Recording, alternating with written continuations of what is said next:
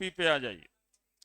Vapour pressure of solution containing non volatile solute. देखिए ये एक सॉल्वेंट लिया, ठीक है, ये एक सॉल्वेंट लिया, पिछले दिन भी लिए थे, लेकिन आज वाले में अंतर है। प्लस सॉल्यूट जो है इस तरह का लेते हैं, सॉल्यूट नॉन वोलेटाइल है, नॉन वोलेटाइल है, वेपर बनेगा नहीं। और जब वेपर बनेगा नहीं तो इसको अलग से वेसल में लेने की कोई जरूरत नहीं है, ठीक है, अलग से ले लिए सॉल्यूट। अब इसको डिजोल्व करेंगे तो देखिएगा इंटरमॉलिक्यूलर स्पेस तो छेक ही लेगा, है ना। ये देखिए ये सॉल्वेंट बना दिए सॉल्वेंट, और इसमें ये सॉल्यूट्स आ गया, चीनी और पानी मिलाएं, चीनी का शरबत, चीनी का पार्टिकल इंटरमॉलिक्यूलर स्पेस में। अब इसको हीट करेंगे, ठीक है, तो इसके वेपर्स बनेंगे यहां पे। तो इसके द्वारा क्रिएट हुआ प्रेशर को हम लोग क्या बोलेंगे। लेकिन ये सॉल्यूट, इसके वेपर, इसके वेपर, क्योंकि नॉन वोलेटाइल। तो यहां पर जो है इसको जब हम लोग गर्म करेंगे तो यहां पर जो वेपर्स बनेंगे वो वेपर सिर्फ किसके बनेंगे, सॉल्यूट के वेपर तो बनेंगे ही नहीं, है ना। तो इस सॉल्यूशन का वेपर प्रेशर पी क्या होगा ये पढ़ना है इसमें, है ना। पिछले दिन सॉल्यूट था और सॉल्यूट के भी वेपर बनते थे, तब टोटल वेपर प्रेशर क्या होगा ये पढ़ना था। आज सॉल्वेंट है, सॉल्यूट है, सॉल्यूट का वेपर नहीं बन रहा है, तब वेपर प्रेशर सॉल्यूशन का क्या होगा। तो अकॉर्डिंग टू, देखिएगा लॉजिकल है, अकॉर्डिंग टू राउल्स लॉ, कल हम लोग पढ़े थे P is equal to P01 into x1, P02 into x2। x2 solute वाला था, तो सॉल्यूट का तो वेपर ही नहीं बना, सॉल्यूट का वेपर ही, तो सॉल्यूट के वेपर के वजह से प्रेशर भी नहीं बनेगा। बनेगा क्या, जब सॉल्यूट के वेपर ही नहीं बना तो सॉल्यूट के वेपर के वजह से प्रेशर बनेगा क्या। तो ये टर्म पूरा कैंसिल, क्या, तो vapour pressure of solution P बराबर P01 इंटू, बस यही पढ़ना है, बस यही पढ़ना है और कुछ नहीं, है ना। ये काट देना है, इतना पर पढ़ना है ना। क्यों कहेंगे, since non volatile solute can't form vapour, तो vapour pressure of solution is only due to vapours of solvent, है ना। दैट इज P बराबर P01 इंटू x1। क्लियर है, जल्दी से फोटो बनाइए। देखिए कितना अच्छे से समझ में आ गया, ये पानी है, ये चीनी, चीनी पानी का शरबत, चीनी पानी के शरबत को यदि गर्म करते हैं तो वेपर सिर्फ पानी का बनता है, चीनी का तो बनता नहीं है, चीनी का तो वेपर बनता नहीं है। तो चीनी और पानी के शरबत का जो वेपर प्रेशर होगा वो पानी के वेपर प्रेशर के बराबर होगा, है ना। बस इतना सा बात है, P बराबर P01 इंटू x1।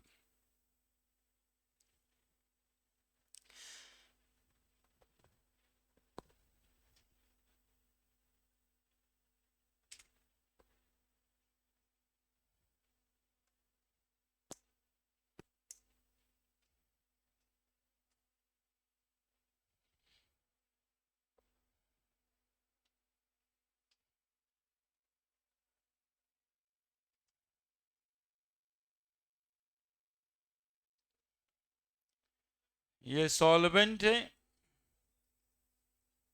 और ये सॉल्यूट है and this one is solution. और यहां पर जो वेपर है वो vapour of solvent only. Vapour सिर्फ किस चीज का है? सॉल्वेंट का है।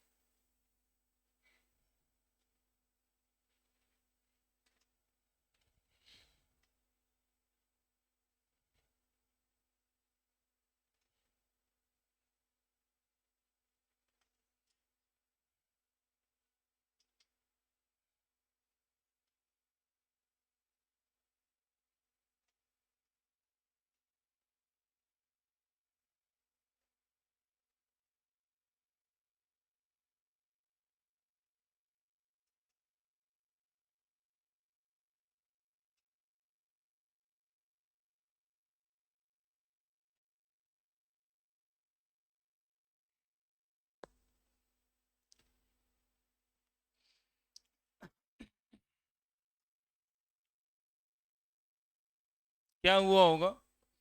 सोचते रहिए मन में, क्या ये वाला P इस P0 के बराबर हो सकता था कभी? क्या जब सॉल्वेंट का ही वेपर प्रेशर है तो इसके बराबर क्यों नहीं हो गया? बराबर तो हो गया इसके लेकिन P बराबर P01 तो नहीं हुआ। कारण बताएंगे कि सर ऐसा नहीं होगा, क्योंकि सॉल्यूट जो है इंटरमॉलिक्यूलर स्पेस ऑक्युपाई कर गया है। तो जितना वेपर वहां बनेगा उतना वेपर यहाँ पे नहीं बनेगा। यहाँ पे वेपर्स के नंबर्स ज्यादा होंगे और यहाँ पे वेपर्स के नंबर कम होंगे। यहाँ पे वेपर्स की संख्याएं ज्यादा होगा और यहाँ वेपर की संख्याएं कम होगी। अब कितना कम होगी यही अमाउंट पे डिपेंड करता है। दैट इज द मल्टीप्लीकेशन हुआ है, उसी बात का मल्टीप्लीकेशन हुआ है ना। x1 जितना ज्यादा उतना गुना हो जाएगा उसमें। तो लिख लिए? 3 गो फोटो बनाना था भाई, हो गया? बड़े क्या लिखना है? लिखना है ये vapour pressure of solution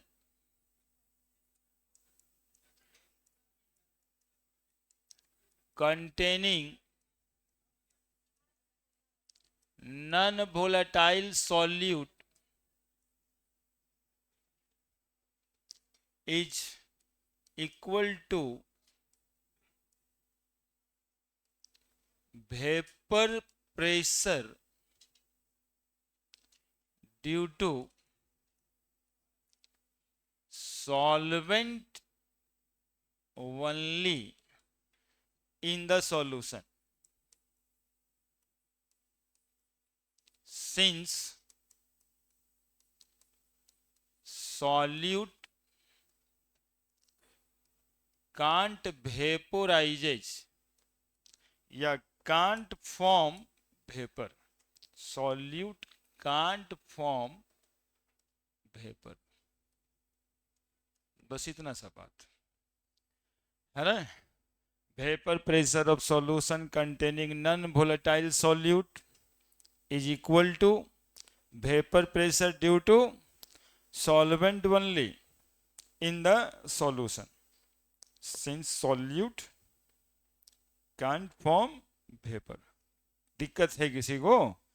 solute यहाँ पे चीनी था, सॉल्वेंट पानी था। जब चीनी पानी दोनों को हीट करते हैं तो जो वेपर बनेगा वो सिर्फ पानी का ही बनेगा। तो सॉल्यूशन का जो वेपर प्रेशर होगा वो सिर्फ पानी के वजह से होगा, यही इतना लिखा है ना। तो सिंस सॉल्यूट कांट वेपर, चूंकि वहां पे चीनी वेपर बनाया ही नहीं तो चीनी के द्वारा वेपर प्रेशर लगेगा नहीं। That is P is equal to P01 into x1, ये अपने से न लिखे हैं, ये राउल्स लॉ है ना, जहां पे P क्या हो जाएगा, total vapour pressure of solution containing, आगे बढ़ना है ना, कंटेनिंग नॉन वोलाटाइल सॉल्यूट। ये पूरा लिखोगे तब, चूंकि इतना लिख दोगे तब तो इतना तो पिछले वाले में भी लागू हो जाता, वहां पे तो प्लस था, ठीक है। P01 क्या था, vapour pressure of solvent in pure state, जब वो अकेले प्रेजेंट था, फोटो में आपको दिखाई दे रहा होगा, सॉल्वेंट जब अकेले था, तो जब गर्म किए थे तो जो वेपर प्रेशर लगा था वो P01 था। x1 मोल फ्रैक्शन ऑफ क्या, solvent, mole fraction of solvent कहां पे, इन सॉल्यूशन, P बराबर P01 इंटू x1। बस इतना छोटा सा छोटा फॉर्मूला।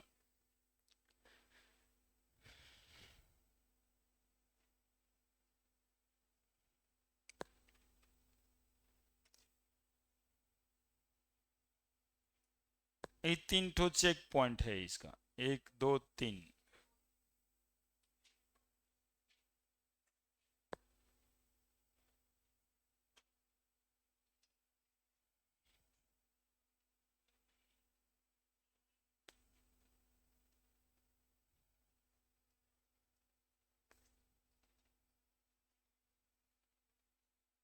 लिख दिए।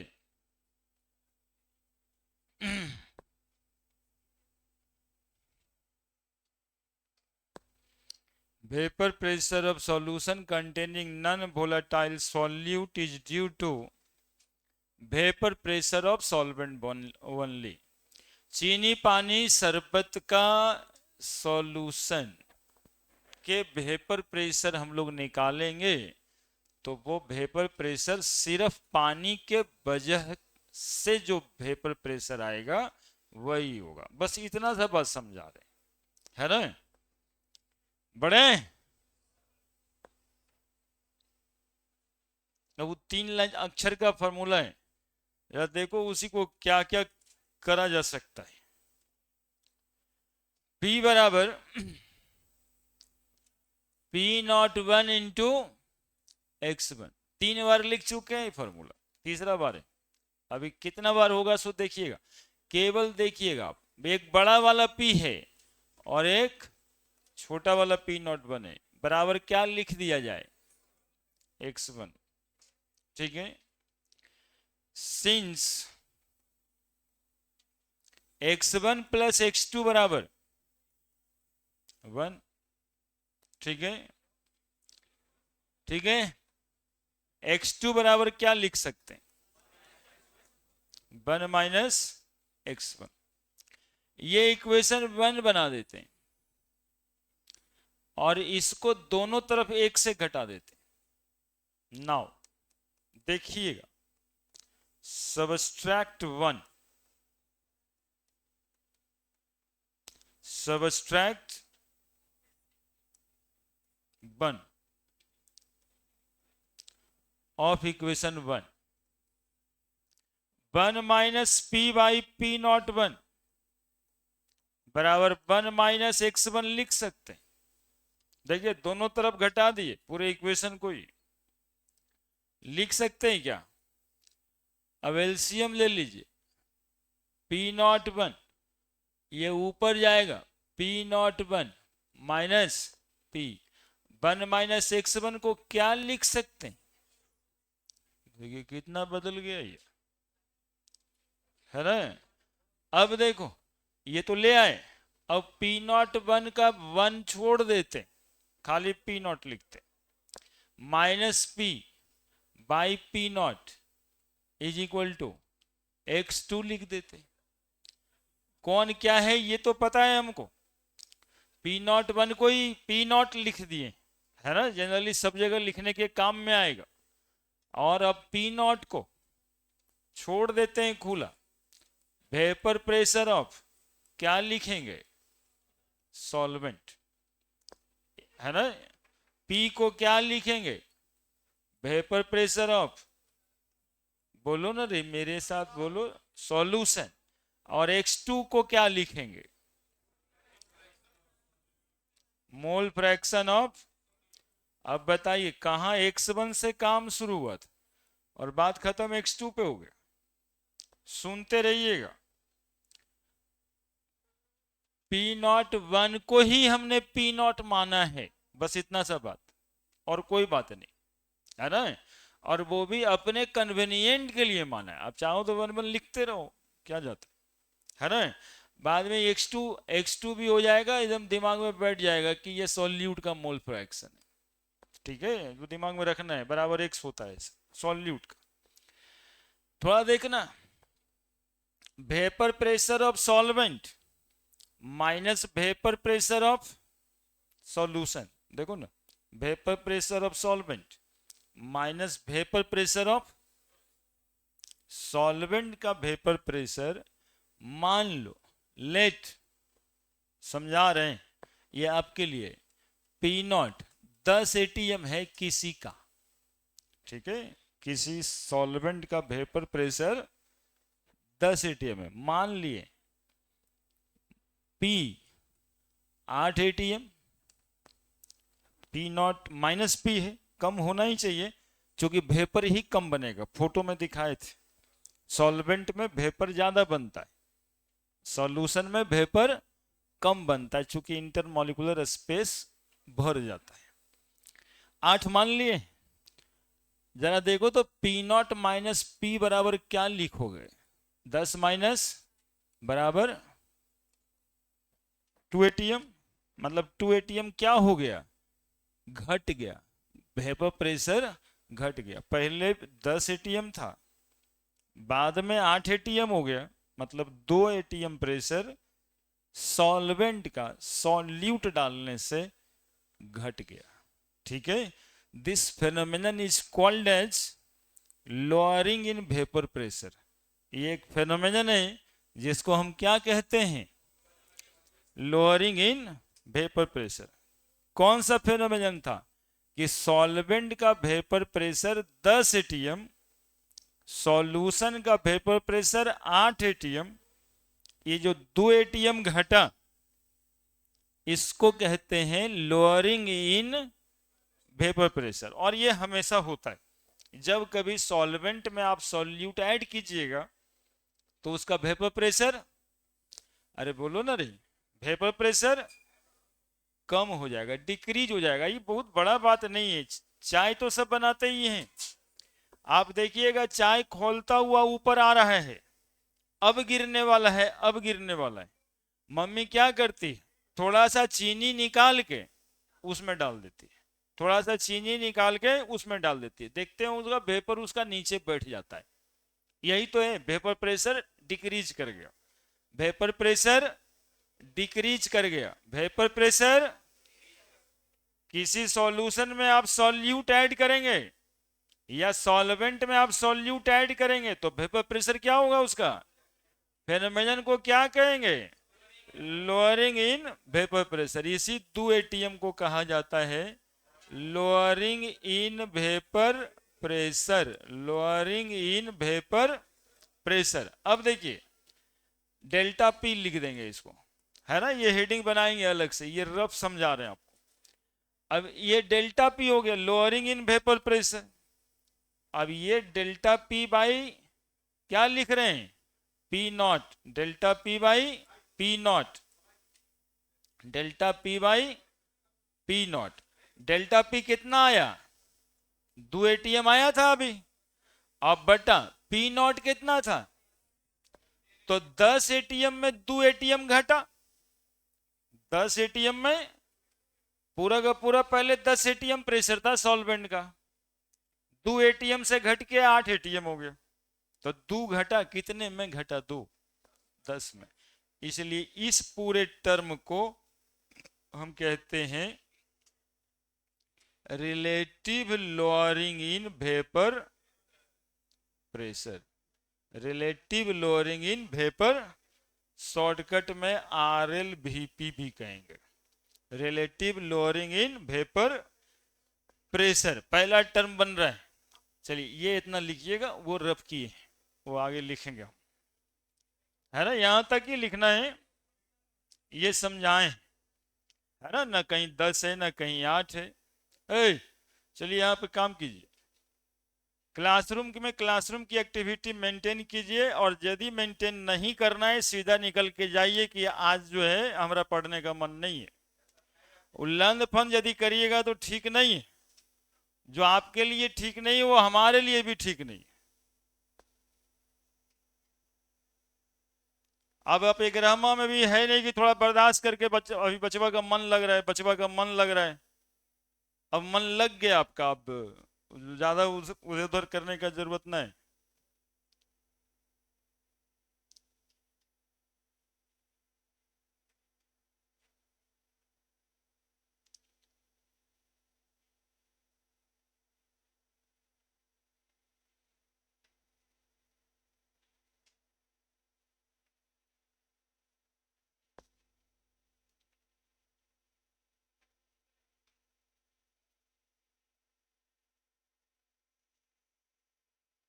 यहीं तक लिखना है, यहां तक उसको समझाएं, फिर से एक बार हम समझा दें, और उसका हेडिंग बनेगा relative lowering in vapour pressure.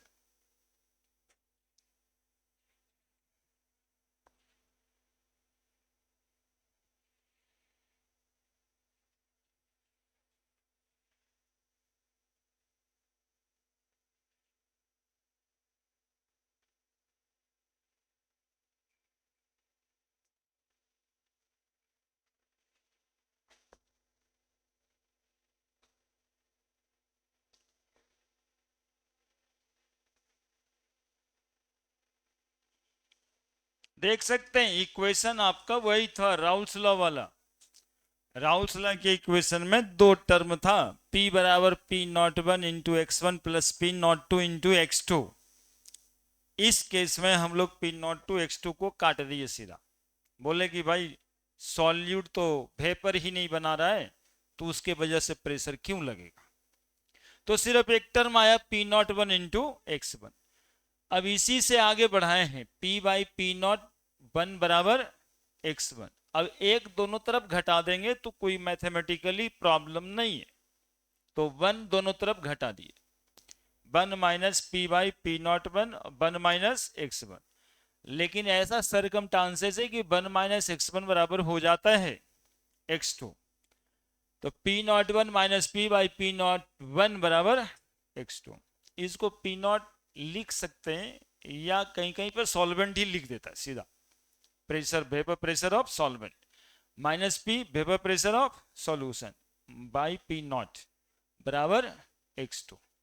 क्या vapour pressure of solvent minus vapour pressure of solution बटा वेपर प्रेशर ऑफ सॉल्वेंट बराबर mole fraction of solute.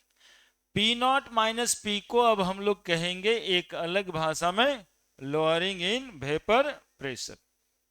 P0 minus P by P0 को हम लोग बोलेंगे relative lowering in vapour pressure. ठीक है, तो देखिएगा यदि इसको हम relative lowering in vapour pressure बोलें, that equal to mole fraction of solute, यानी जितना ज्यादा सॉल्यूट आप सॉल्यूशन में ऐड करेंगे या सॉल्वेंट में ऐड करेंगे, उसका वेपर प्रेशर उतना ही कम हो जाएगा, है ना। वो जो चाय बन रहा था वो खोल के गिरने वाला था, उसमें चीनी डाले थोड़ा सा, वेपर बैठ गया, पूरा का पूरा एक मुट्ठी डाल दिए, पूरा का पूरा फिर से वो क्या हो गया, शांत हो गया, फिर से वो उबलेगा। क्या यही फिनोमेनन है, सॉल्यूट ऐड कर देने से वेपर प्रेशर सॉल्यूशन का घट जाता है। व्हेन नॉन वोलेटाइल सॉल्यूट एक मिनट एक मिनट, हेडिंग बना दीजिए आप लोग हेडिंग पे ज्यादा काम करते हैं, थोड़ा फोकस्ड होते हैं। हेडिंग बना दीजिए, relative lowering in vapour pressure.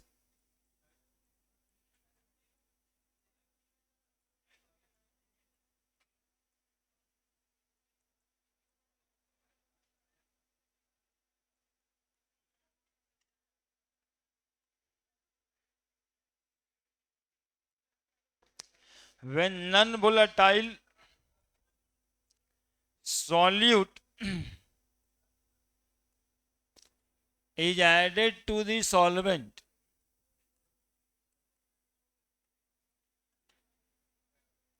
when non volatile solute is added to the solvent, the vapor pressure of solution decreases. The phenomenon is known as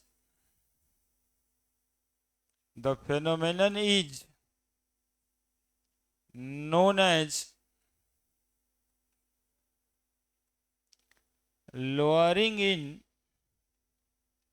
vapor pressure. Lowering in vapor pressure. ठीक है, the ratio of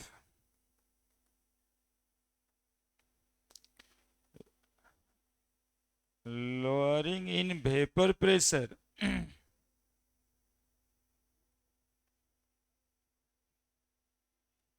to that of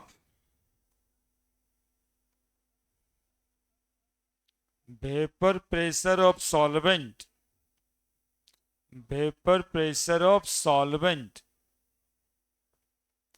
is known as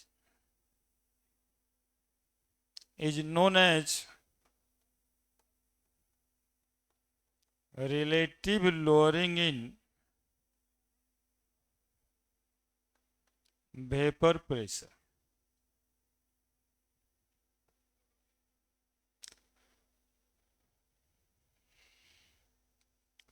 The ratio of lowering in vapor pressure to that of vapor pressure of solvent is known as relative lowering in vapor pressure, RLVP.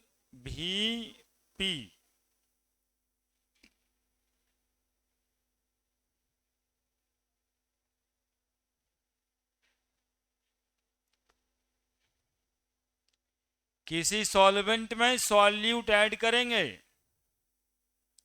तो solution का vapour pressure solvent के vapour pressure से कम आएगा।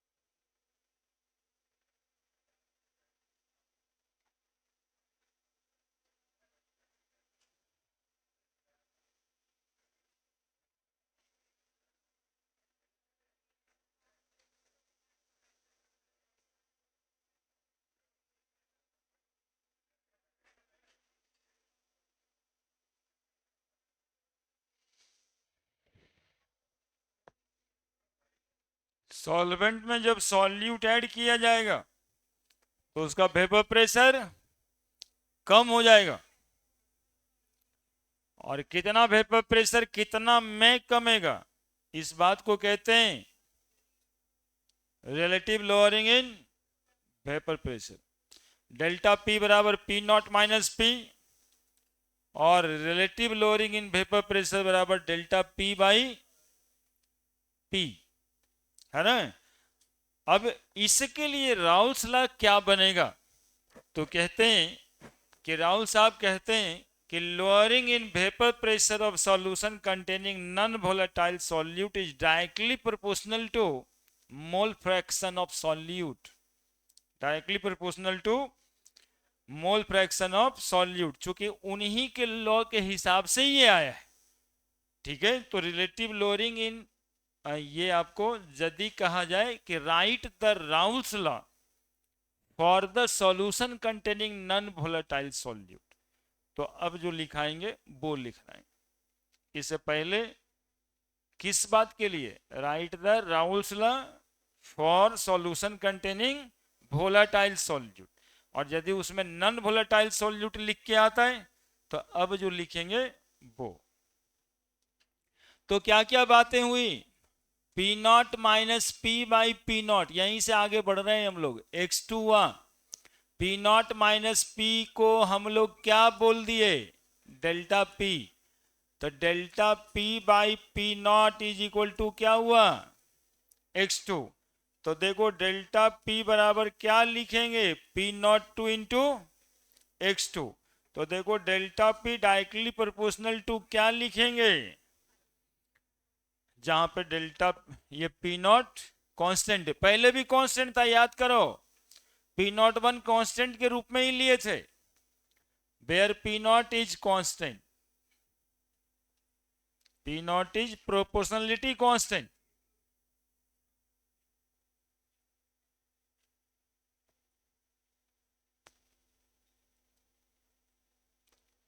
तो Raoult's law लिखना है, Raoult's law, पहले भी राउल्स लॉ लिखा गया था, ये राउल्स लॉ किसके लिए लिखना है, non volatile solute containing solution, containing solution. क्या लॉ लिखेंगे एक बार, क्या लॉ लिखेंगे बोलिएगा एक बार, बोलिए अपने से, अरे ये लिखेंगे, lowering in vapour pressure of solution containing non volatile solute, इतने तेजी से बोलिए तो, lowering in vapour pressure of solution containing directly proportional to, बस इतने लिखना है, directly proportional to mole fraction of solute, lowering in vapour pressure, lowering in vapour pressure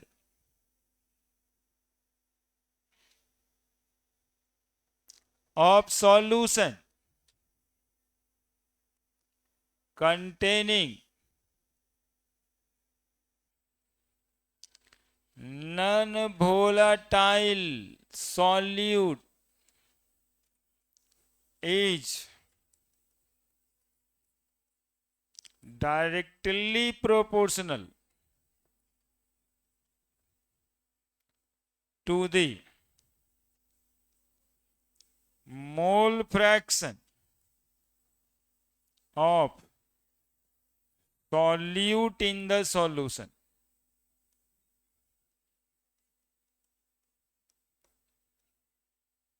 है ना,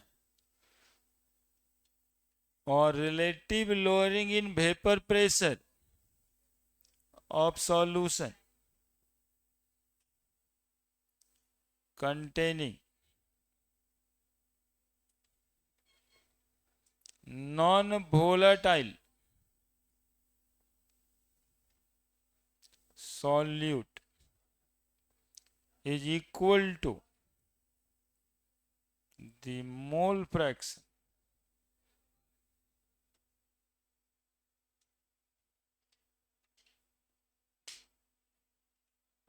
of solute, लिखो जल्दी से,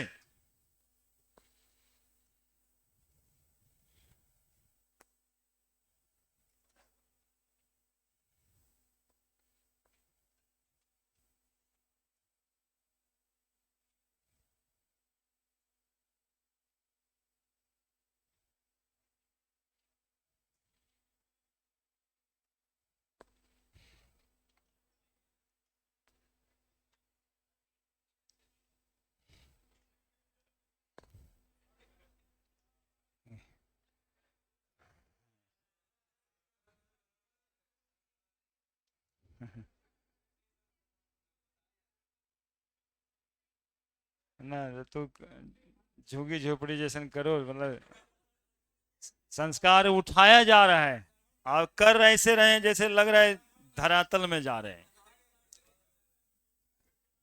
नहीं, पहले ही से बच्चा क्लास में आदमी सरकारी स्कूल नहीं भेज के प्राइवेट स्कूल में भेजता तुमको कि भाई संस्कार बढ़ेगा बच्चा का। और 10वां के बाद 11वां में जा कर करके कर रहा है उसी की तरह।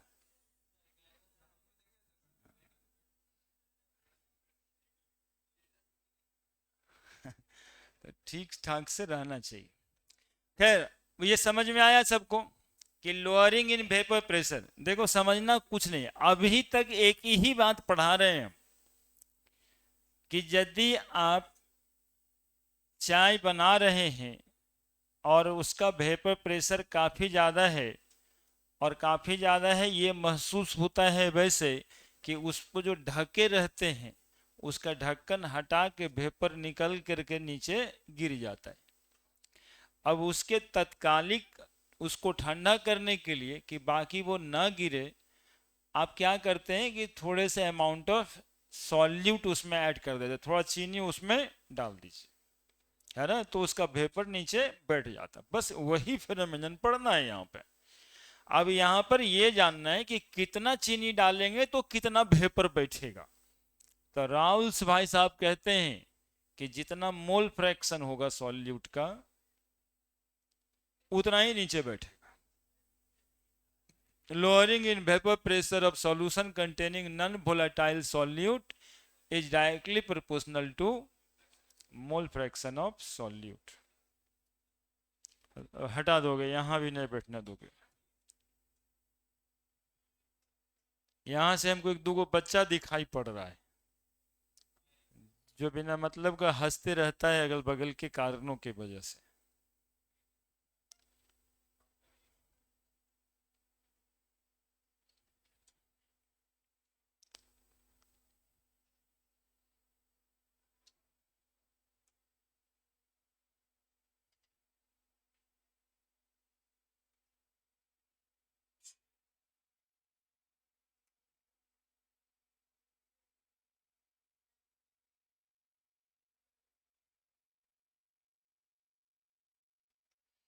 और जानते इस प्रॉपर्टीज को क्या कहते हैं, लिख लिए वो सब।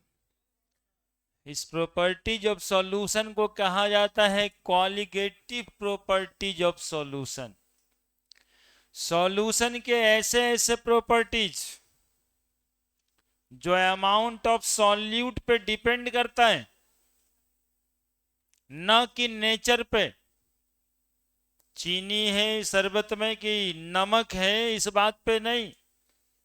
किसी भी शरबत का वेपर प्रेशर को घटाया जा सकता है उसमें सॉल्यूट ऐड करके, तो अमाउंट पे डिपेंड करता है। वैसे प्रॉपर्टीज ऑफ सॉल्यूशन को कॉलिगेटिव प्रॉपर्टीज ऑफ सॉल्यूशन कहते हैं। और ये कॉलिगेटिव प्रॉपर्टीज ऑफ सॉल्यूशन 4 तरह के होते हैं, जिसमें पहला पढ़े हम लोग relative lowering in vapour pressure. दूसरा है एलिवेशन इन बॉइलिंग पॉइंट। और तीसरा है डिप्रेशन इन फ्रीजिंग पॉइंट। और चौथा है ऑस्मोटिक प्रेशर। तो ये 4 क्वालिटेटिव प्रॉपर्टीज हम लोग को पढ़ना है। क्या था पहला? Relative lowering in vapour pressure. अरे क्वेश्चन ऐसे भी होता है, which of the following is qualitative properties of solution. 4 बताएं, relative lowering in, elevation in, depression in and osmotic pressure. तो हो गया होगा। नेक्स्ट, अब हेडिंग यहां पे बना ही देंगे हम लोग, qualitative properties of solution.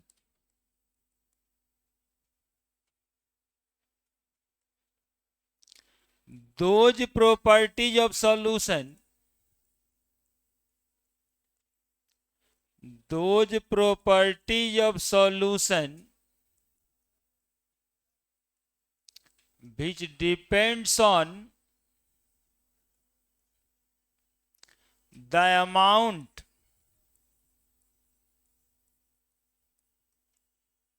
of solute present in the solution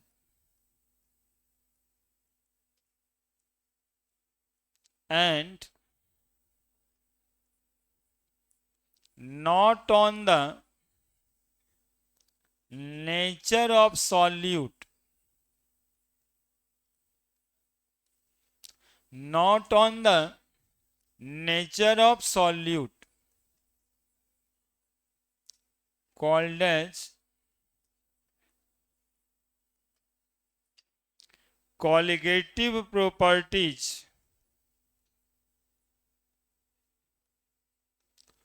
of solution. Those properties of solution which depends on the amount of solute. Amount of solute, amount आप किसी चीज में देख सकते हैं, mole fraction, molality, number of particle, amount देखना है। Amount of solute present in the solution and not on the nature, nature पर डिपेंड नहीं करता है, अमाउंट पे डिपेंड करता है, नंबर ऑफ पार्टिकल पे डिपेंड करता है, नंबर ऑफ मोल पे डिपेंड करता है, मोललिटी पे डिपेंड करता है, मोल फ्रैक्शन पे डिपेंड करता है। वैसे प्रॉपर्टीज को कौन सी प्रॉपर्टीज कही जाएगी? Colligative properties of solution. और ये कॉलिगेटिव प्रॉपर्टी चार तरह के होते हैं। Colligative properties are of four type. Colligative properties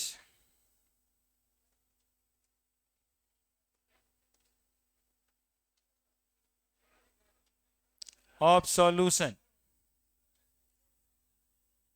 are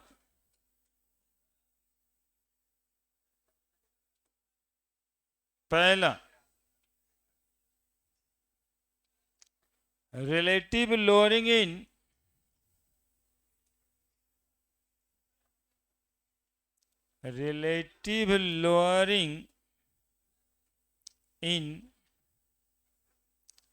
vapor pressure,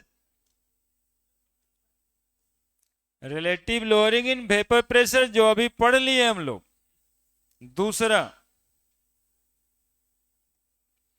elevation in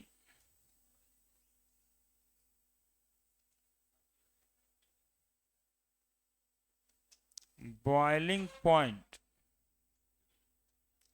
इसको डेल्टा टी भी लिखा करते हैं।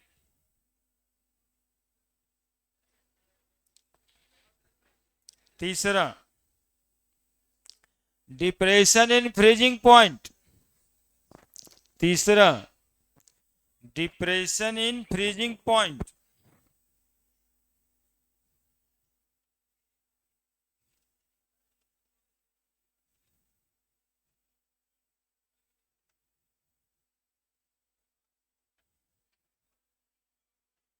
Delta TF. और चौथा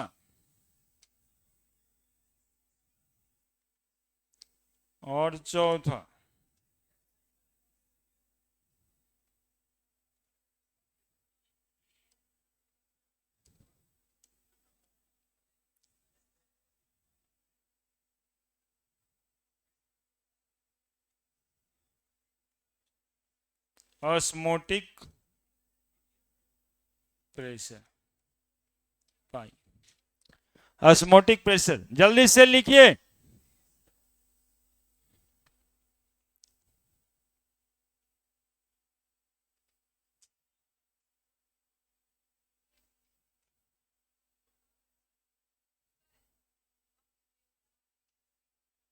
delta P not by P. हाँ ये पी नॉट तो होगा ही नहीं, एक सही करते क्या होगा, डेल्टा पी बाई पी, ऐसा होगा?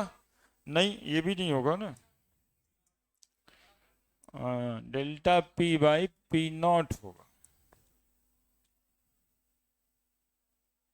ये होगा relative lowering in vapour pressure. एक प्रॉपर्टी हम लोग आज पढ़ भी लिए हैं, है ना। क्वेश्चन आता है कि prove relative lowering in vapour pressure is a example of colligative properties. आपको वही वाला प्रूव करना पड़ता है कि P not minus P by P not is equal to x2 mole fraction of solute. तो अमाउंट पे डिपेंड कर गया, तो प्रूव हो गया relative lowering in vapour pressure एक कॉलिगेटिव प्रॉपर्टीज है ना। उसी तरह से आएगा कि how you can prove elevation in boiling point is a colligative properties. लिखिए,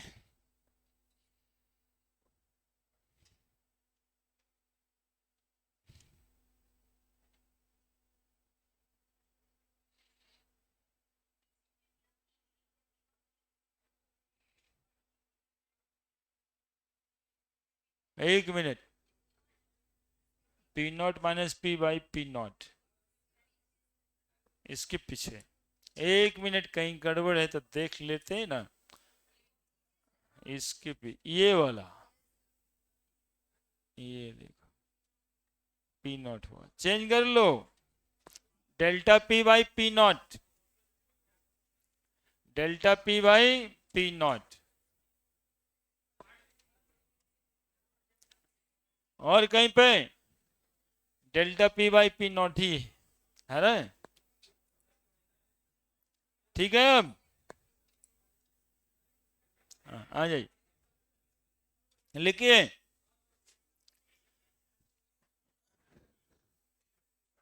relative lowering in vapor pressure is an example of colligative properties। हो गया, एक प्रॉपर्टीज पढ़ ली है हम लोग, relative lowering in vapour pressure पढ़ लिया। पढ़े, अब देखिए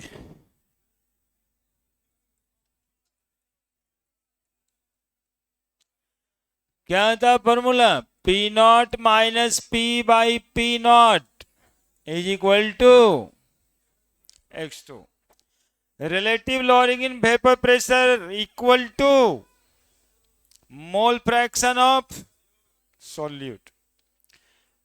लिख सकते हैं P not minus P by P not is equal to n2 by n1 plus n2, लिख सकते हैं। Number of mole of solute, number of mole of solute plus n2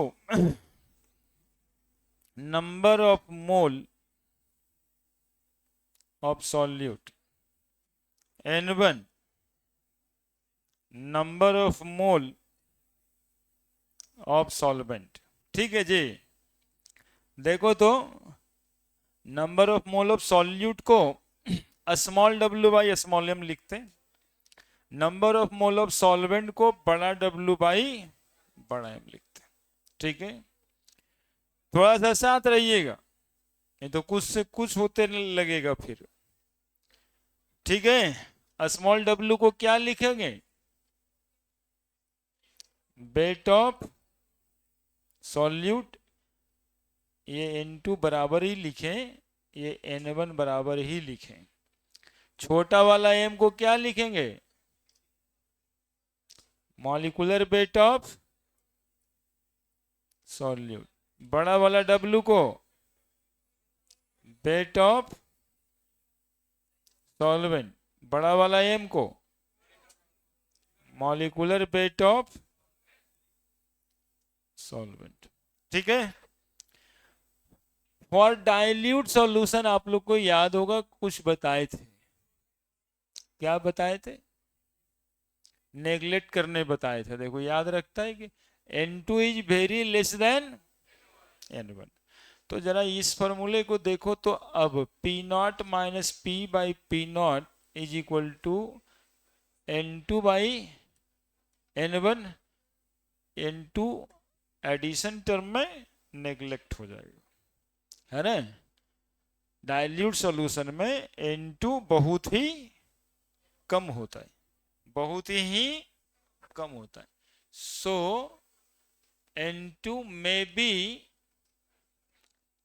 be neglected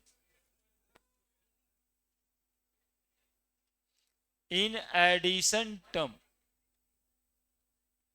in addition term, ठीक है।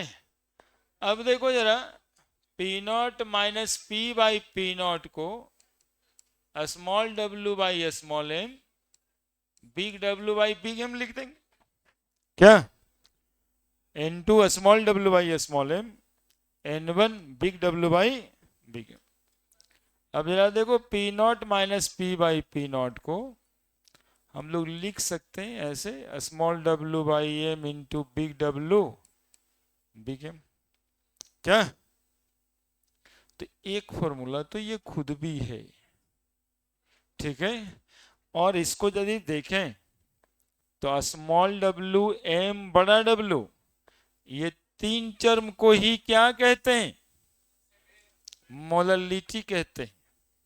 क्या कहते हैं, molality कहते हैं। P0 minus P by P0 बराबर molality into M molecular mass of solvent, किस चीज में, Kg में।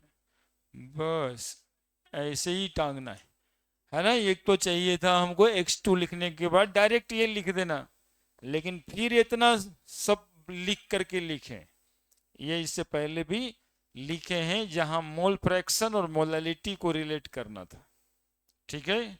तो वही फॉर्मूला यहाँ है, P0 minus P by P0 बराबर मोलैलिटी गुना मॉलिकुलर मास। लेकिन किस सॉल्यूशन के लिए, यदि डाइल्यूट रहेगा तभी ये लगाइएगा।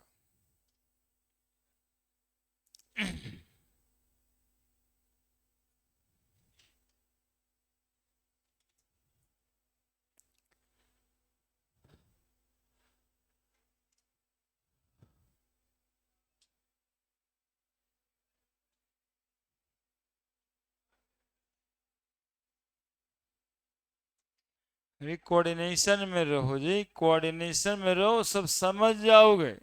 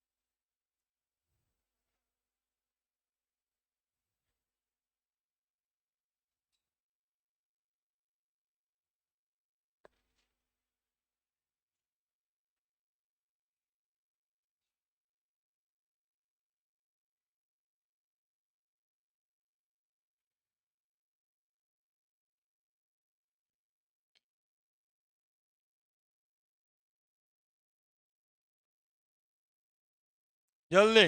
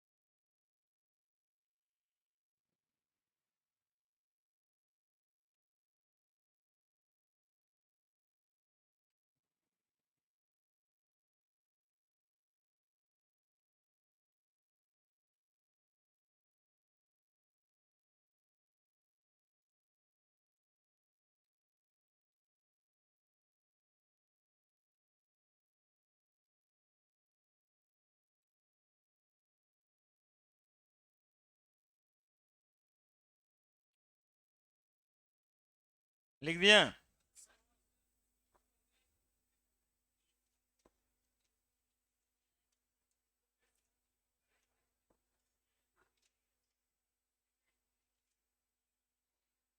अब अगला केस एक ठो आईआईटी वाला लेते हैं। हम लोग दो सॉल्यूशन रखें, सॉल्यूशन ए और सॉल्यूशन बी, पूरा का पूरा सॉल्यूशन रखे दो अलग अलग, और वो दोनों सॉल्यूशन का relative lowering in vapour pressure को कंपेराइज करते। कितना सॉल्यूशन है मेरे पास, ए और बी। तो सॉल्यूशन ए का relative lowering in vapour pressure और सॉल्यूशन बी का relative lowering in vapour pressure, ये mole fraction of solute A का और वो mole fraction of solute B के बराबर होगा, यही ना। थोड़ा सा इसी बात पे आगे बढ़ेंगे, comparison of two solution.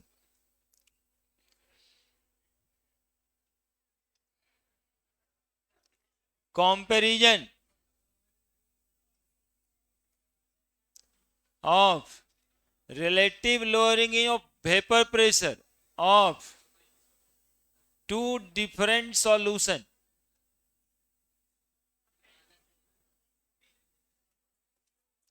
A and B, two different aqueous solution।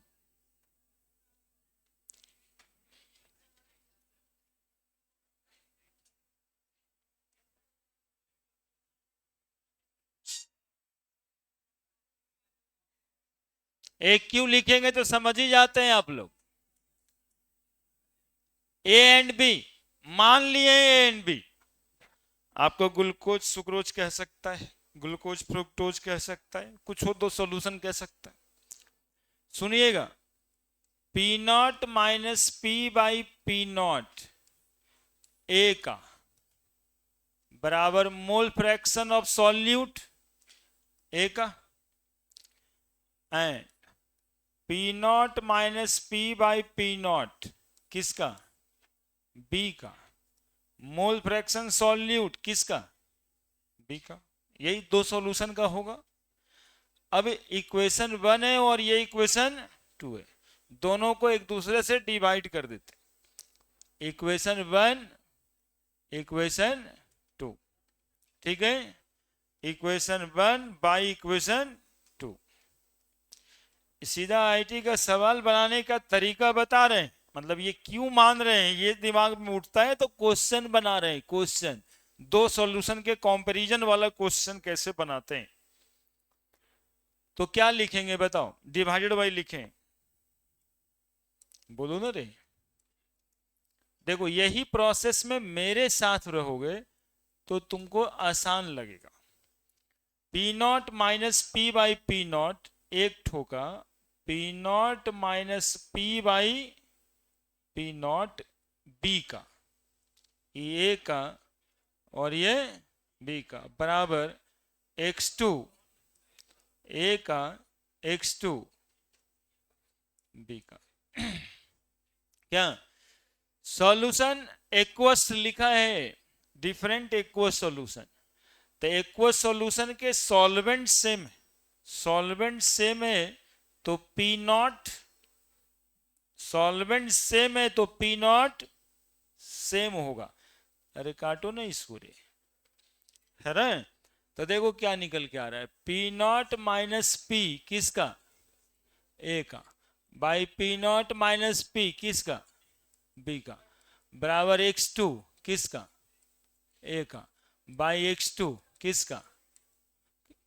कितना आसान हो गया। यदि मोल फ्रैक्शन आपको पता है तो आप निकाल दोगे कि नहीं निकाल दोगे बताओ। For dilute solution, for dilute solution, अब देखो जरा लिख सकते हैं P not minus P A by P not minus P not, तो दोनों का सेम ही है, बराबर डाइल्यूट सॉल्यूशन में मोललिटी गुना मॉलिक्यूलर मास ना पढ़ा है, तो इस सॉल्यूशन का मोललिटी गुना सॉल्वेंट का मॉलिक्यूलर मास केजी में किसका, ए का, by molality into molecular mass किसका, बी का। ठीक है, अब देखो मॉलिक्यूलर मास सेम ही होगा, चूंकि सॉल्वेंट कौन है, वाटर है, तो दोनों का मॉलिक्यूलर मास तो 18 ही होगा, कट जाएगा। P not minus P A का P not minus P B किसका, ऊपर में क्या लिख देंगे, मोलालिटी सॉल्यूशन ए का, मोलालिटी सॉल्यूशन बी का।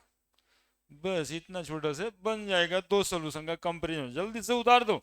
अब इसको न्यूमेरिकल में अप्लाई कर देंगे, आपको दिखेगा बढ़िया बढ़िया सवाल बन जाएगा।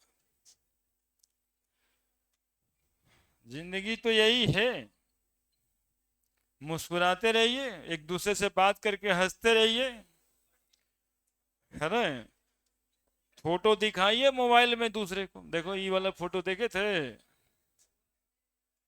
वो बोला तो यही देखा है, हम तो इससे भी भयानक वाला देखे।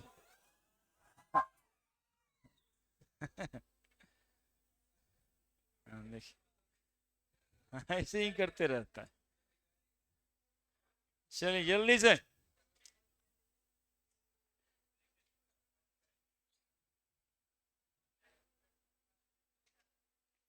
संडे को भी क्लास होता है? नहीं नहीं, 3 दिन पढ़ने से नहीं होगा, एक दिन और यदि ऐड करिएगा तो क्या जाएगा। अभी जैसे क्या काम है, पढ़ना ही सिर्फ काम होता है। आ जाइएगा प्लीज। देखिए हाँ, देखिए प्लीज कहें, आ जाइए।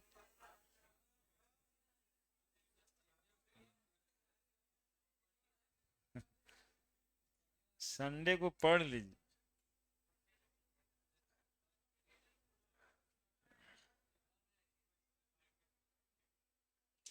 ये आप ही का नुकसान हो जाएगा, पढ़िए। संडे को रेस्ट नहीं होता है, संडे को सारा काम करना होता है, इसलिए संडे को आकर के पढ़िए।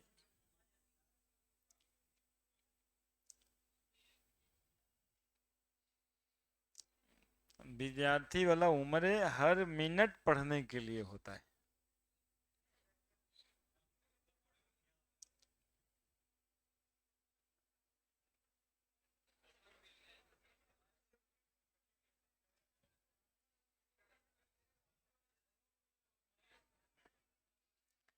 वो देख रहे हैं, वही 3 अक्षर का फॉर्मूला था, जानते हैं कौन, P बराबर P01 × X1। यही 3 अक्षर का फॉर्मूला को यहां तक पहुंचा दिए, और कुछ नहीं था। आज पूरे क्लास में यही फॉर्मूला पढ़ते रह गए, इसी का स्टेटमेंट पढ़े, इसी को अलग अलग तरीके से अप्लाई करने के लिए सीखे। और इतना सीखना ही हर क्वेश्चन बनने की गारंटी देता है। जो इसी फॉर्मूला को इतना टेढ़ा टेढ़ा करके जो अपने से सीख गए ना, अब न्यूमेरिकल हमारा कुछ नहीं बिगाड़ेगा। अब न्यूमेरिकल में सीधा हम वैल्यू पुट पार्ट और आंसर गेट गार्ड तक पहुंच गए। ठीक है, यही करना होता है। अदरवाइज उसी पर केवल यदि छोड़ दिया जाता तो हर बार न्यूमेरिकल आता तो आपको सोचना पड़ता कि इसमें ऐसे करेंगे, उसमें ऐसे करेंगे, ये ऐसे लिखा था इसलिए ऐसे करेंगे। अब कुछ नहीं करेंगे, जो कह दिए बस उतना ही करेंगे, बस उतना ही करेंगे। इसीलिए उसको इतना पढ़ लिए कि अब कुछ नहीं करेंगे। अब मोडालिटी का फॉर्मूला लगाना होगा, लगा देंगे। मोल फ्रैक्शन पे जाएगा, वहीं चले जाएंगे। अब इसके बाद क्या करेगा जी, वेट बटा मॉलिकुलर वेट। तो वेट बटा मॉलिकुलर वेट नहीं आता हम लोगों को, तो ये भी करता है क्या। नहीं तो कहोगे तो हम वो भी लिख देंगे। तुम लोग को याद है, चाहे भूल जाते हो तो हम वो भी लिख देंगे। देखो ऐसे, इस फॉर्मूले के बाद P0 minus PA by P0 minus PB बराबर weight A by molecular mass A into solvent का weight A into weight B molecular mass B into solvent का मास। यही मोलालिटी का यही फॉर्मूला होता है, दो सॉल्यूट ए बी। और क्या, पूरा पूरा का पूरा शुरू से लेकर अंत तक कर दिया उसका। अब इसमें कुछ ही बच गया, मोलैलिटी में वेट बटा मॉलिक्यूलर मास बाई सॉल्वेंट का वेट होता था, तो ए का और वो बी का। अब खोज खोज के न्यूमेरिकल बना देना है, क्या दिया हुआ है बस यही ढूंढना है उसमें और बना देना है। और ये तो सबसे मतलब कि पहुंच वाला न्यूमेरिकल होगा, अभी तो उधर शुरुआत वाला ही चाहिए। यहां से आईआईटी में क्वेश्चन आया हुआ है, आईआईटी के क्वेश्चन बैंक देखेंगे तो सवाल यहां से बनेगा, है ना। वही रिसर्च करते हुए सारा ऑपरेशन कर देते पहले से।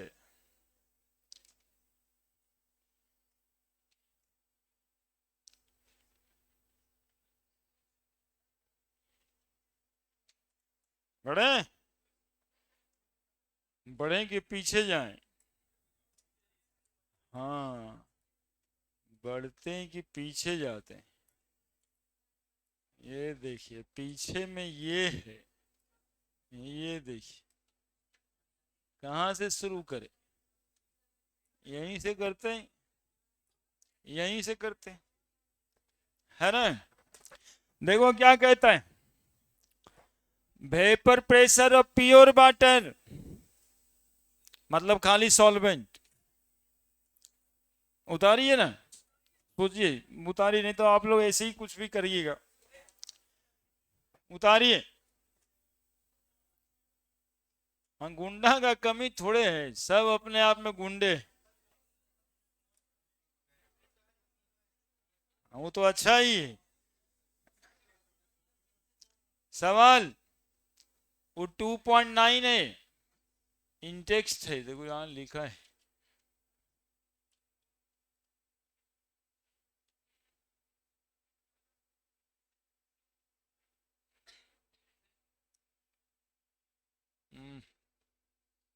रेट तो ठीक ही था।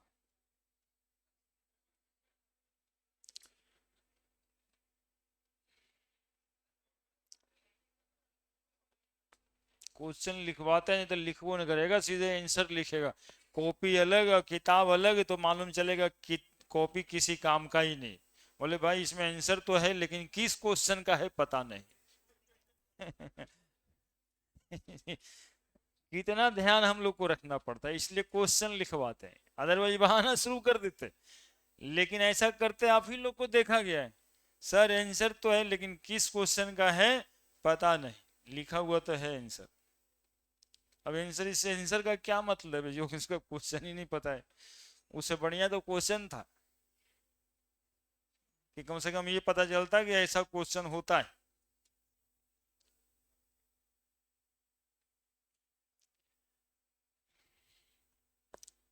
Vapour pressure of pure water at 298 kelvin, वो टेम्परेचर तो रहेगा ही नहीं, क्योंकि गर्म करोगे तभी तो वेपर प्रेशर बनता है।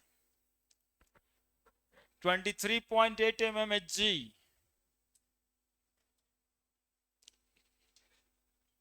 50 gram urea dissolved in, 850 gram water. Calculate the vapour pressure of water for this solution and its relative lowering. पूरा पैकेज है थ्योरी समझने के लिए, है ना, पूरा पैकेज है थ्योरी समझने के लिए। लिख दिए vapour pressure of pure water, मतलब पी नॉट दिया ना जी, प्योर वाटर मतलब वाटर में कुछ मिला हुआ नहीं। कितना दिया है बताओ तो, हम उधर नहीं देखेंगे, तुम ही लोग बताओ। 23.8 mmHg प्रेशर का यूनिट होता है। कै ग्राम सॉल्यूट ऐड किया, 50 ग्राम, छोटका डब्लू सॉल्यूट। कै ग्राम पानी में, 850 ग्राम पानी, ठीक है। Calculate the vapour pressure of water, अब वेपर प्रेशर ऑफ वाटर का निकालिए जब उसमें 50 ग्राम यूरिया डिजोल्व कर दिया गया। यूरिया का मॉलिक्यूलर मास जोड़ा है कोई, 14 + 2 + 12 + 16 + 14 + 2 बराबर 60 आएगा मॉलिक्यूलर मास। ये इतना सवाल में दिया हुआ है साहब, सवाल में इतना दिया हुआ है, तो बताओ फॉर्मूला तुमको नहीं पता है? P not minus P, urea है, यूरिया का वेपर बनेगा क्या? अरे चीनी का वेपर नहीं बनता था, यूरिया का कैसे बनेगा यार? सॉलिड सॉल्यूट के वेपर नहीं बनते हैं। तो P not minus P by P not is equal to mole fraction किसका? यूरिया का। वो X2 जो लिखा करते थे, यही ना पूछ रहा है। पी नॉट दिया है, पहले देख लो लगाना कैसे। 23 minus 8 by 2 P not again 23.8। Mole fraction urea का, number of mole of urea by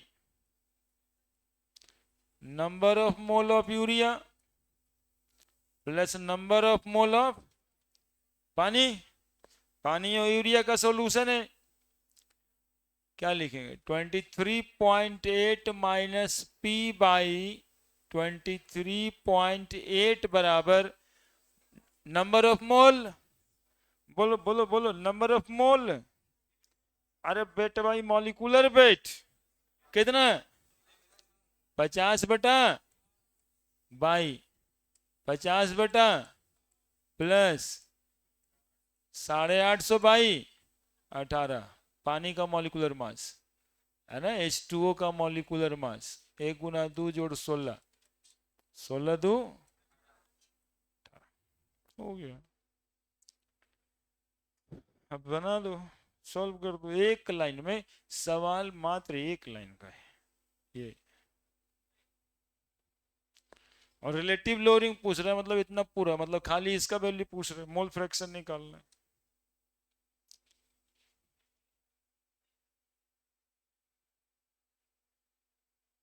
अभी भाई साहब कह रहा है इतना तो सर हम कर ही लिए थे, इसके बाद में दिक्कत है।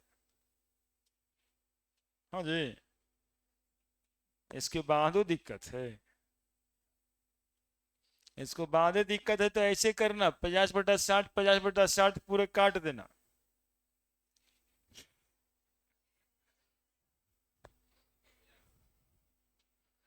तो अब क्या करेगा जब दिखते हैं भी यहां तक में, तो अब तो वैसे ही कुछ करना होगा।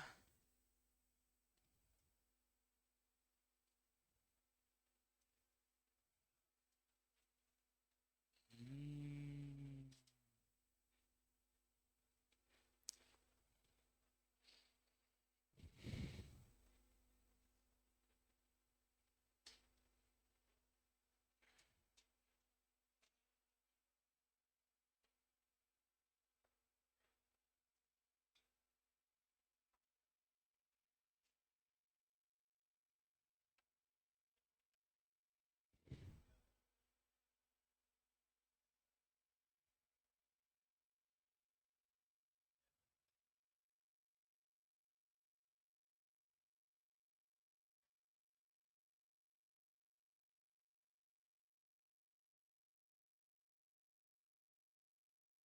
हो गया।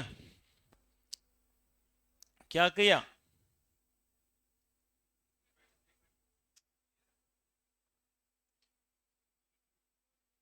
0.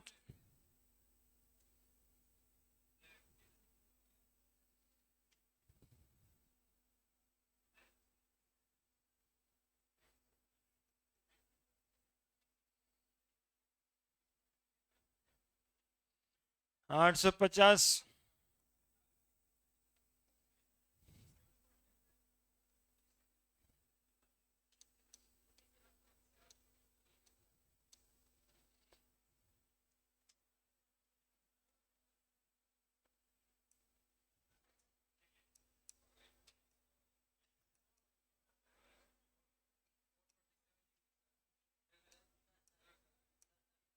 हम्म,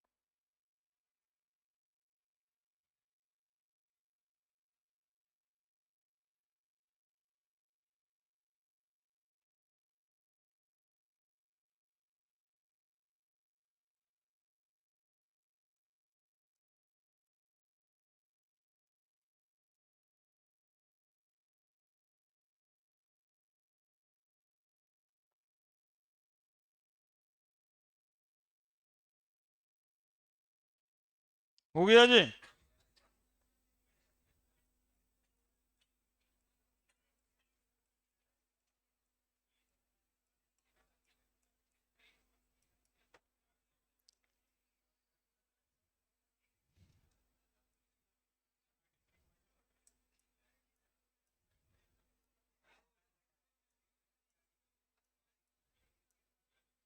ट्वेंटी 3.39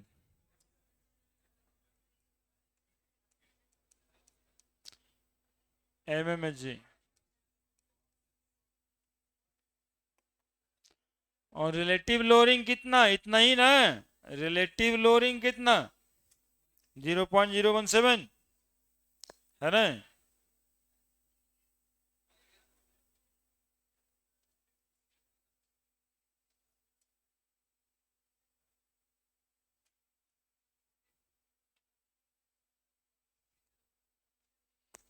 हो गया। देखिए दिक्कत कहाँ है।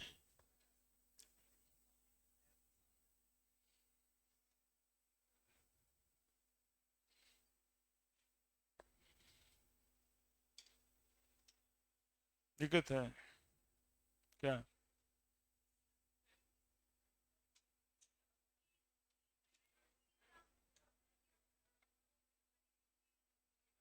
तो लिखा है पूरा 850 ग्राम ऑफ वाटर, तो हम क्या ही कुछ सोचेंगे यार इसके अलावा। तो सीधा लिखा है, हम उधर देख भी नहीं रहे थे। 50 gram urea dissolve in 850 gram water, तो कंफ्यूजन क्या है।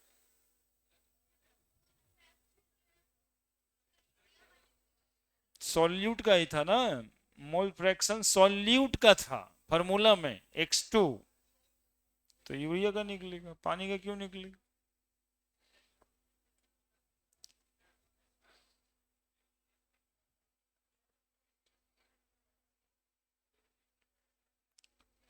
जल्दी से।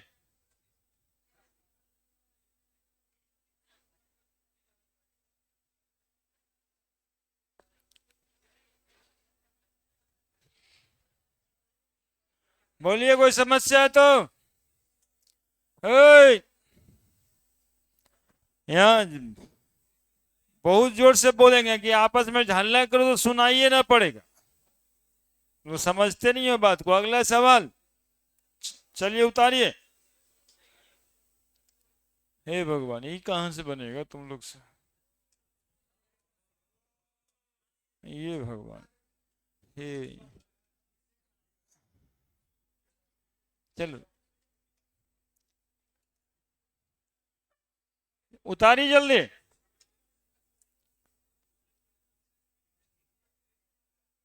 काहे ऐसे करता है रे, क्या। हाँ डाउट उसको, हाँ हाँ उसको डाउट होता है। उसको देख के डाउट को डाउट हो जाता है।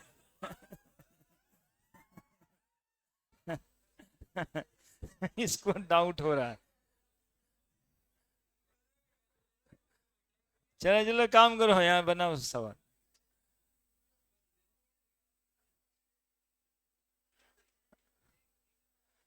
क्वेश्चन देखिए क्या कर रहा है, क्वेश्चन समझिए। और जब हम बोले ना कि ये कहाँ से बनेगा इन लोग, तो आप लोगों को कोशिश करनी चाहिए एकदम बचपन की तरह। जैसे बचपन में कोई कहता था ना इससे ये काम इससे थोड़े होगा, तो कहता था हाँ पापा दिखा देते हैं करके, हम ही से होगा। आप तो ऐसे ही बोलते रहते हैं। वैसे ही सोचना है कि आपसे नहीं होगा तो बस बना के दिखा दीजिए, सर देखिए हम ही से हुआ ये।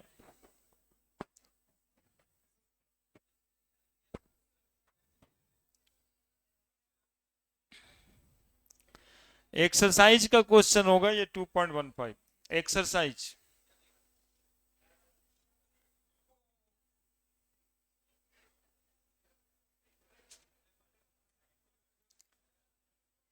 N aqueous solution 2% non volatile. इस क्वेश्चन का बहुत सारा डिजिनेशन है, 10 बार बोर्ड एग्जामिनेशन में पूछा गया होगा। किसी क्वेश्चन के लिए बोलते हैं ना एक बार दो बार पूछा गया, ये अकेले 10 बार पूछा गया है ना, बार बार 10 बार। और ऐसा सवाल एक दो बार आईआईटी में भी पूछा गया, मेडिकल में भी पूछा गया, लेकिन बोर्ड में अकेले 10 बार पूछा गया और 10 बार आगे तक पूछा भी जाएगा। An aqueous solution of 2% non volatile solute. 2% का मतलब पहले क्या होता है? Non volatile solute. पढ़ेंगे क्वेश्चन बाद में, पहले 2% को सॉल्व कर दें। 2 gram solute present in 98 gram solvent. Aqueous भी लिखा है क्या? जब एक्वस लिखा है तो सॉल्वेंट क्या होगा? सॉल्यूट कौन सा है नहीं पता है। एग्जैक्ट प्रेशर ऑफ कौन exact pressure? 2% solution, aqueous solution 2% जो है, ये एग्जैक्ट प्रेशर ऑफ 1.0041। और क्या कहता है? At the normal boiling point of the solvent. तो ये तो होता ही है। वेपर प्रेशर कब देखते हैं हम लोग? अरे वेपर प्रेशर कब देखते हैं? बॉइलिंग पॉइंट पे ही देखते हैं। तो बॉइलिंग पॉइंट पे प्रेशर कितना होता है? 1.013 बार। इसी को 1 एटीएम कहते हैं। 1 एटीएम या 1 बार में यही इतना सा अंतर होता है। ठीक है। What was the molar mass of solute? ल सॉल्यूट का मॉलिक्यूलर मास ही नहीं पता है। सॉल्यूट का मॉलिक्यूलर मास ही नहीं पता है। सॉल्यूट कौन है यही नहीं पता है। क्या क्या करेंगे? फॉर्मूला अपने पास क्या है याद करो।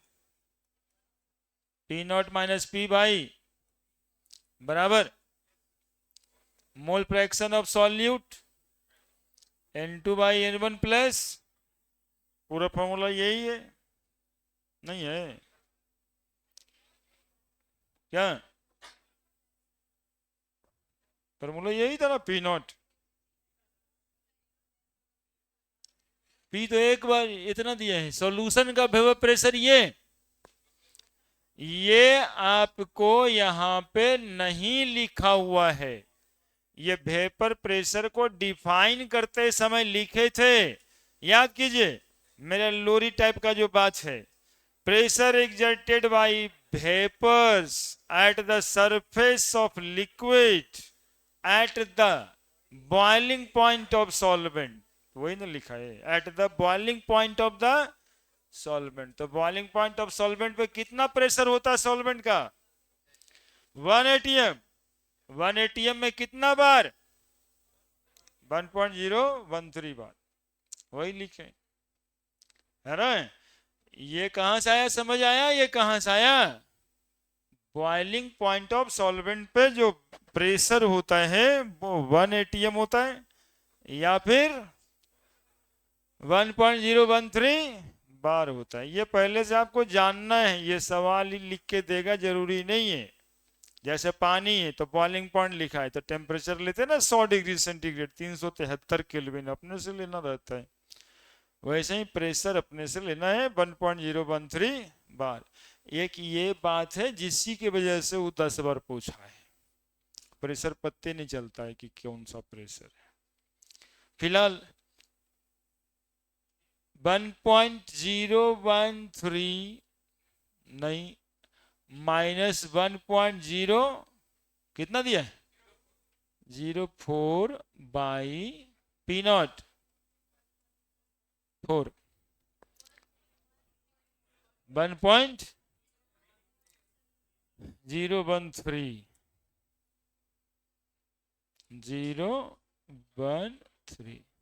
बराबर N2 क्या ग्राम बटा मॉलिक्यूलर मास नहीं पता है। बेट बटा मॉलिक्यूलर बेट बाई 2 बटा 98 बटा, बोलो क्या दिक्कत? निकालो मॉलिक्यूलर मास। सॉल्व करो अपने से, फास्ट फास्ट फास्ट। यहां लिख दो, नहीं समझ में आता है तो यहां लिख दो, eight the boiling point of solvent, at the boiling point of solvent the pressure is 1 atm और 1.013 बार। ये लिख देना इस सवाल में, है ना, कि बॉइलिंग पॉइंट पे प्रेशर 1.013 बार होता है या 1 एटीएम होता है। जान तो रहे थे पहले से, लगाना यहां पे पड़ा तो यहां पे समझ आ रहा है।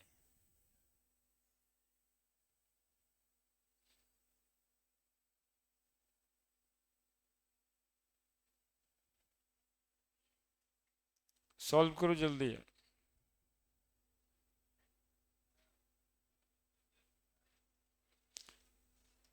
जल्दी गुना भाग करो।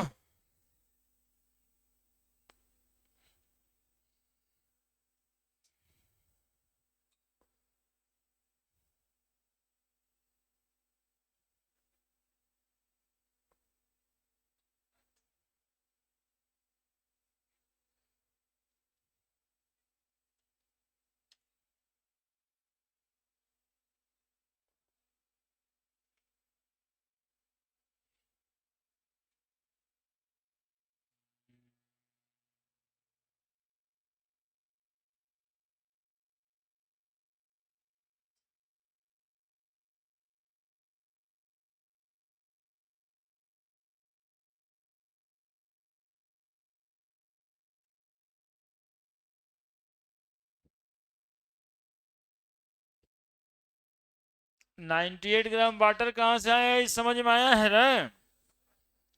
2 ग्राम 100 ग्राम में था, तो पानी 98 ग्राम होगा।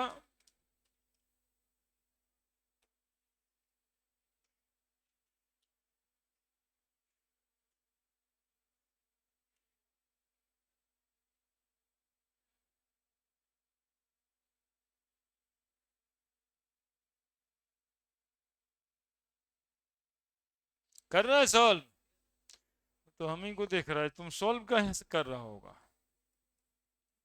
हमारे ही तरफ आंख उठा के देख रहा है कि सर अब क्या करेंगे, हम सॉल्व ही कर देंगे। 98 प्लस बाई 18,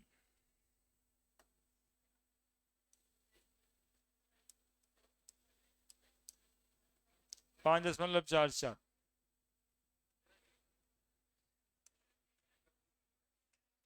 9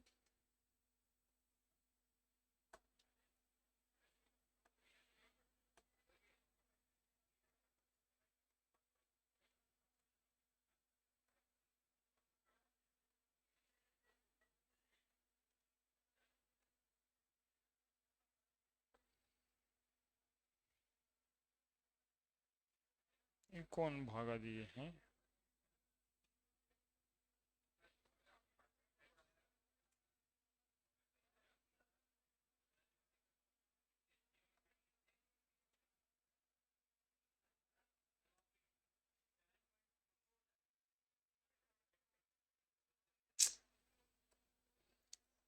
कभी कभी ना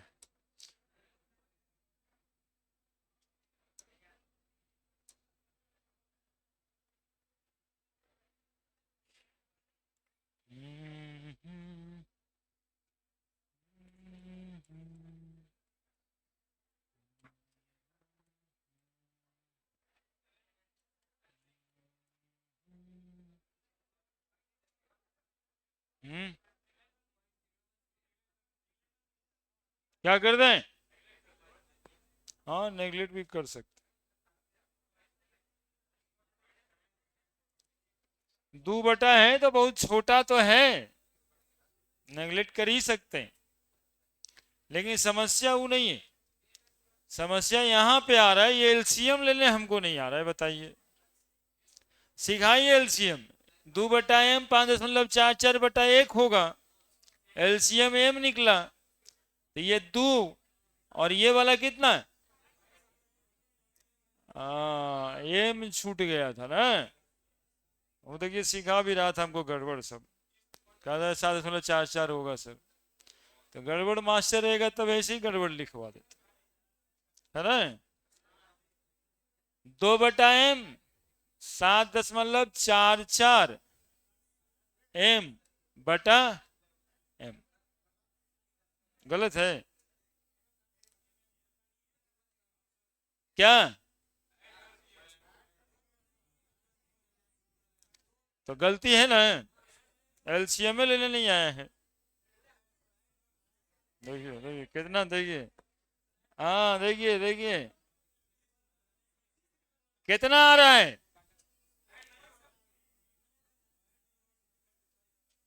देखिए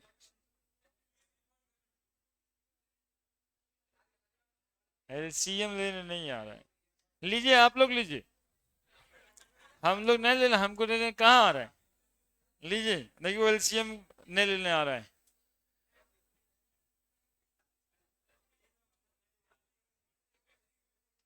एलसीएम सीख के रहेंगे।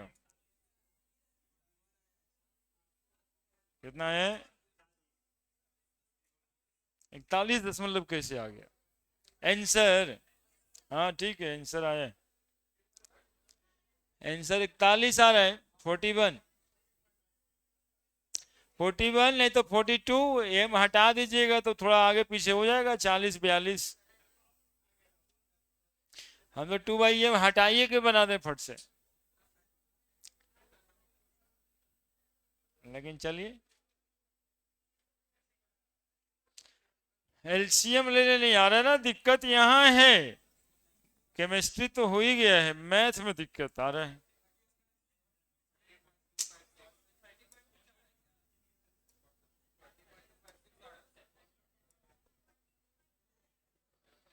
एलसीएम लीजिए, पहले ये सिखाइए ना हमको क्या किया जाए, एम ले लिया जाए,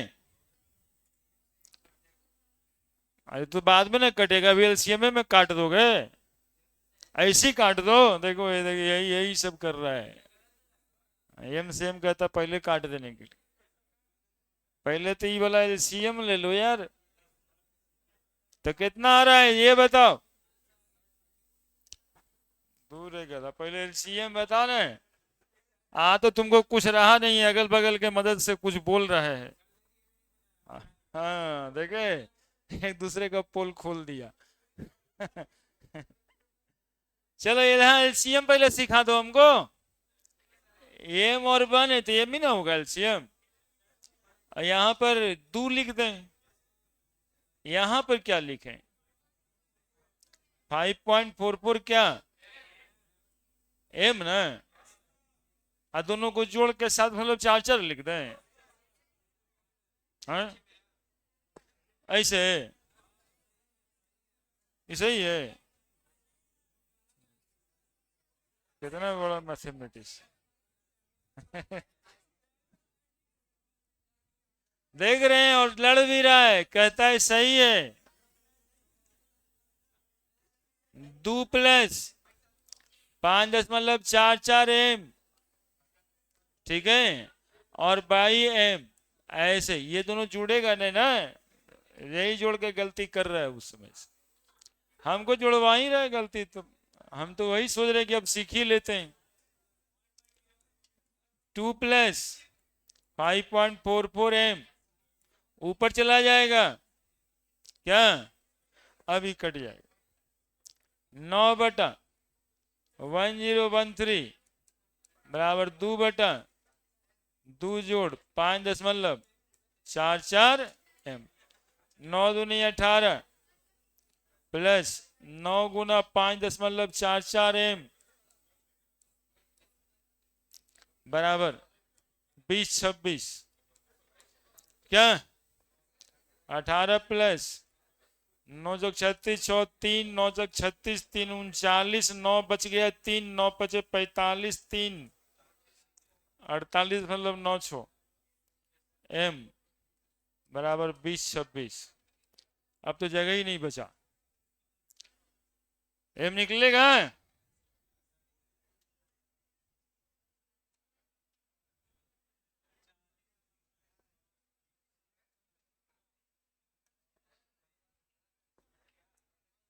तंग नहीं करो। अब 48.96 m बराबर 20 26 -18 कितना आएगा? 8। m is equal to 2008 by 48.96 बराबर कैलकुलेटर 2008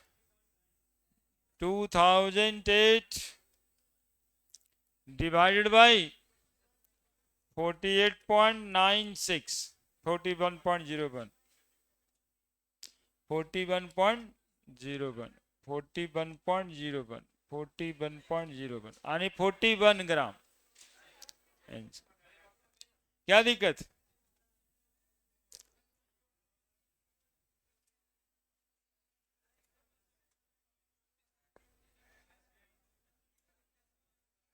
क्या दिक्कत? अब देखिए ये सवाल, देखिए आप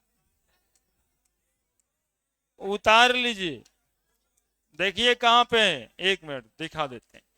देखिएगा झोला पार्टी भी बहुत सारे लोग हैं उनको, हाँ लोटा पार्टी, हाँ तो उनको दिखा देने दीजिए कि ये बनाना है। और देखिए क्या बनाना है, 2.17 दिखाई पड़ रहा होगा, ये एनसीईआरटी का 2.18 ही है एक्सरसाइज का, है ना। 2.18 2.17 था, 2.18 2.19 2.19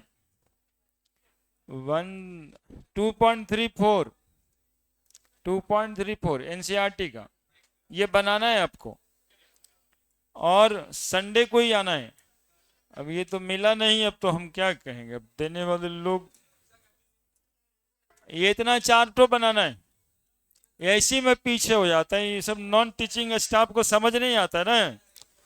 एक तो इसी में डटाया तो भागा, यही सब में डटाया तो भागा, है ना, और दूसरे का फिर वैसे ही कर रहा है तो डटाएगा ही। अब बताइए देना आज था, आएगा संडे को, अब देगा मंडे को, तो बच्चा बनाता नहीं है। एक तो बच्चा खुद लापरवाह है, साथ में मैनेजरों लापरवाह, तब कैसे होगा? संडे को आना है,